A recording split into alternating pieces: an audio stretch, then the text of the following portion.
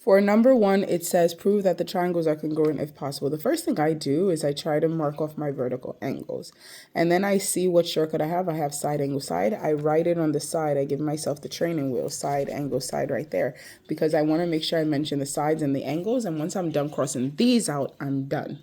So then I go ahead and I do statement reason. Luckily for us, almost everything was given. I'm given that AB is congruent to BD, and that was given in the diagram, or GID. I also know that EB is congruent to BC, and that's also given in diagram. And then this is something that I know, angle ABE is congruent to angle CBD because they're vertical angles. Now I have a side, another side, and an angle. Once I'm done listing all of that, I can now say triangle and make sure you order it correctly. ABE is congruent to triangle. So that was A to B. So I have to go D to B. D, B, C. By side, angle, side. I list that all out right there. Side, angle, side. Like that. So immediately I'm going to mark off the vertical angles because I'm like, all right, vertical angles are there.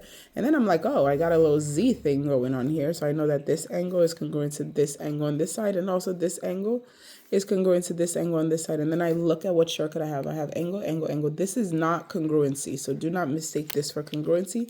I have angle, angle, angle, angle, angle, angle does not, so I would say cannot be proven congruent, because angle, angle, angle is not one of those that works.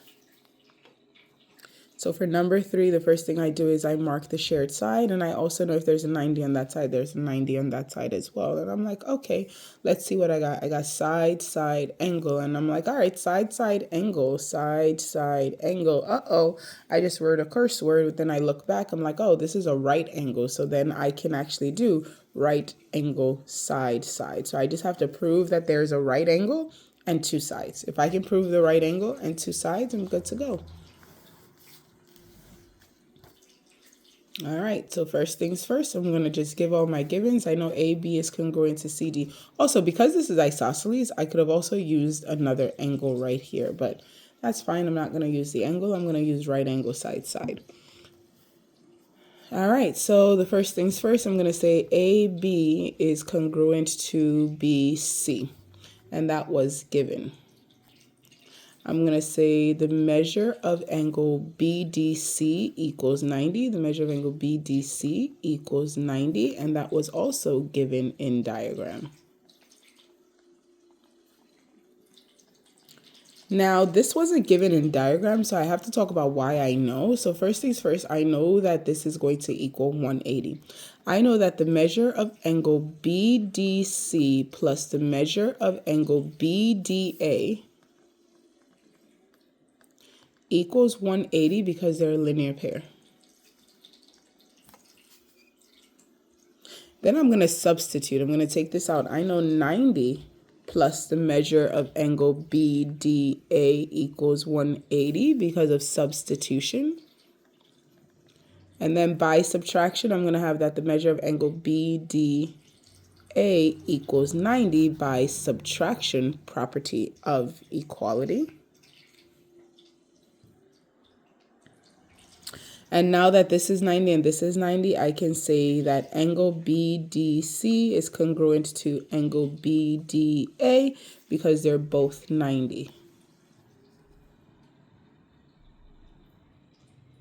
So I have my 90 degrees here and my 90 degrees here, so I have my right angle part. I have one of my sides, so I have the side part right here. So I have the side, now I need my last side that I'm missing.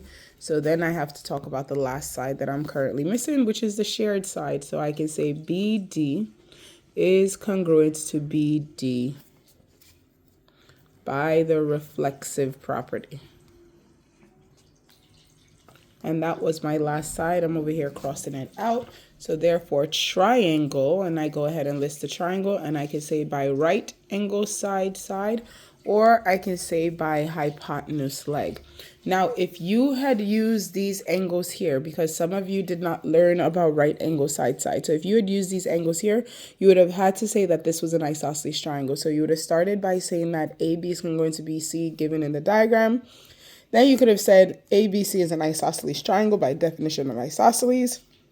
Then you could have said angle A is congruent to angle C, base angles of isosceles. So then you would have had angle, angle, side, or angle, angle, side if you decided to use the shared side. But either of those would have been perfectly fine.